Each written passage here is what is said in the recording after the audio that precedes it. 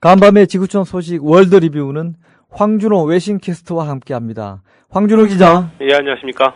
주말 잘 쉬셨습니까? 예, 잘 쉬었습니다. 네. 자, 먼저 개성공단 실무에 대한 소식부터 좀 얘기를 나눠볼까요? 원래는 토요일 하루짜리 회담이었는데 예. 자정을 넘겨서 일요일 새벽 4시경에 합의문이 나왔습니다. 총 16시간 동안 12번의 만남이 있었습니다. 예. 많은 언론들이 지금 공단이 정상화 수순을 밟고 있다 이렇게 쓰고 있는데 그렇게 되면 좋은데 실무회담이 이렇게 진통을 겪은 사실 자체가 아직은 낙관하기 힘들다는 것을 보여줬습니다. 네. 어떤 합의가 있었죠? 합의서 전문에는 남과 북은 개성공단을 발전적으로 정상화해 나간다는 인식을 공유한다. 이런 문구가 들어갔습니다. 예. 발전적인 정상화라는 말은 지금 남측 정부에서 굉장히 밀고 있는 표현이고요. 예. 그리고 4가지 합의 사항이 나열됐는데 첫째는 남측 인원들이 수요일부터 개성공단에 들어가서 설비 점검을 하고 정비를 한다. 이런 내용이었습니다. 예. 그리고 기업들이 완제품과 원부자재를 남쪽으로 가져올 수 있게 하고 설비도 관련 절차에 따라서 반출할 수 있게 한다. 이런 문구가 들어갔습니다. 예. 이 작업을 위해서 공단에 출입하는 남측 사람들의 통행, 통신, 또 안전한 복귀, 신변 안전 이런 것들을 보장하기로 했고요.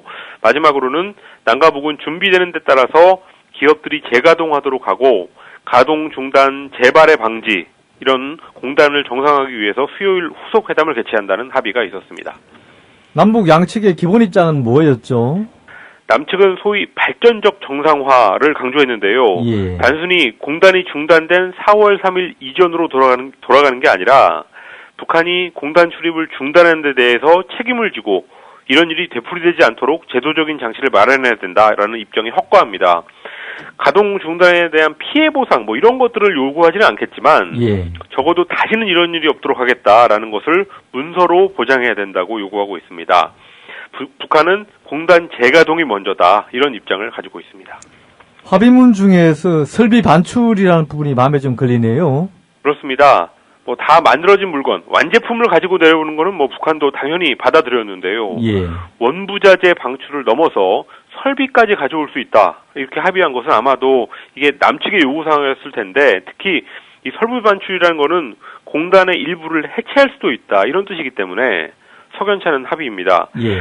북한은 뭐 물론 그 부분을 반대했을 게 분명한데 그래서 관련 절차에 따라서 발출할 수 있게 한다. 이런 약간 유보적인 표현이 들어갔을 텐데요. 수요일에 추가 협상에서 북한을 압박하는 수단이 될 것 같습니다. 수요일 회담도 신경전이 아주 심하겠군요. 예, 서로 간에 할 말은 다 있기 때문에 좀 자존심을 내려놓고 실용적으로 접근하지 않는다면 깨지기 쉬운 아주 예민한 상황인 것 같습니다. 예. 남측에서는 북한을 너무 몰아붙이지 말고 재발 방지 약속 여기에만 좀 집중해야 된다라고 전문가들이 주문하고 있고요.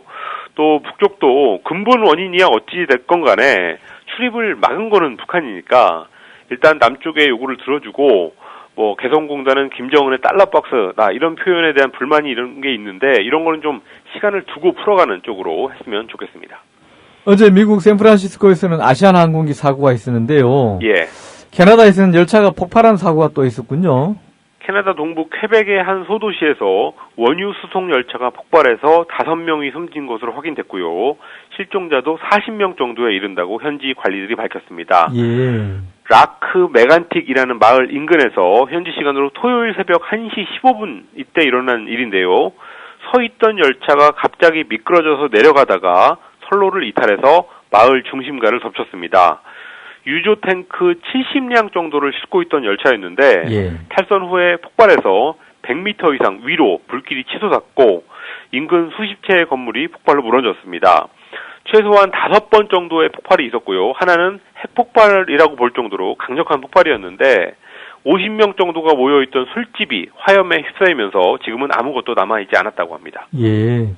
서 있던 열차가 왜 갑자기 탈선한 거죠? 그 부분이 아직 밝혀지지 않았습니다. 열차에 타고 있던 사람은 승무원을 포함해서 아무도 없었는데요. 제동장치가 풀어진 게 아닌가 하는 추측이 나오고 있고 아직까지 테러 가능성도 염두에 두고 있다고 합니다. 최대 100명까지 사망했을 가능성이 있다 이런 보도가 있었는데 예. 실종자가 많이 줄어서 80명 정도라고 하니까 100명 사망까지는 가지 않은 것 같습니다. 미국의 MD 실험이 또 실패했다는 소식도 있군요. 미국이 본토를 공격해오는 장거리 탄도미사일을 요격미사일로 쏴서 떨어뜨리는 시험에 또 한 번 실패했습니다. 미사일 방어 MD 시스템인데요. 지상에서 발사하는 요격미사일 시험이었는데 2008년 이후에 5년 동안 한 번도 성공을 못 시킨 셈이 됐습니다. 예. 전체적으로 보면 현재까지 요격 실험이 16번 있었는데 성공이 8번밖에 없어서 50%의 요격률을 기록하게 됐습니다.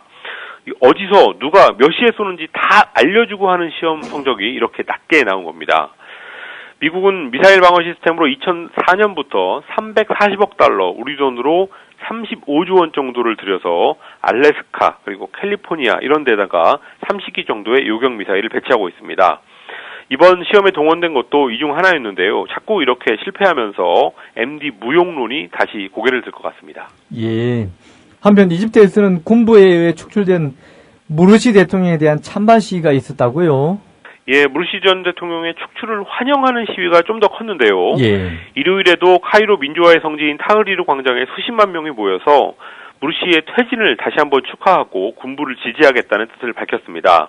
여기에 맞서서 무르시 지지파들도 수천 명이 다른 곳에 모여서 군부 반대와 무르시 석방을 외쳤습니다. 지난 금요일에는 양측이 충돌을 하면서 이집트 전역에서 최소 37명이 사망했었는데요. 일요일에는 군하고 경찰이 적극적으로 개입하면서 충돌은 아직까지 없었습니다. 이런 상황에서 과도정부의 신임 총리로 야권 지도자인 엘바라데이 전 국제원자력기구 IAEA 사무총장이 지명됐는데요. 그렇지만 무르시 축출에 앞장섰던 이슬람 근본주의 정당은 이 결정에 반대하고 나서서 사태 양상이 더 복잡해져 가고 있습니다. 미국의 전직 CIA 요원 스노든에 대해서 남미 당국이 망명 수용 의사를 밝혔죠. 미국의 전 세계적인 정보 수집 실태를 고발했던 스노든이 지금 2주째 모스크바 공항의 환승구역에 있는데요. 지난 주말을 거치면서 베네수엘라, 에콰도르, 볼리비아 이 세 나라가 망명지를 제공할 의사가 있다고 밝혔습니다. 예. 대통령들이 다 직접 나섰는데요. 다 반미 국가이긴 한데 그래도 워낙에 미국이 지금 난리를 치니까 그동안은 좀 망명을 받는데 약간 소극적인 모습이 있었습니다. 예. 그런데 지난주에 볼리비아의 모랄레스 대통령 전용기에 스노든을 태웠을지 모른다 이런 의심만 가지고 유럽 몇 개 나라에서 비행기를 강제로 회항시키는 그런 굴욕을 겪었는데 그 일 때문에 열받아가지고 망명을 받겠다 이렇게 태도를 바꿨습니다. 그렇다면 어떤 문제가 남았나요? 지금 미국 여권이 말소됐고 에콰도르 정부가 발급했던 난민 증명서도 취소되면서 러시아의 허락이 없이는 다른 나라로 떠날 수 없는 그런 상황입니다. 예. 결국 러시아가 관건인데요.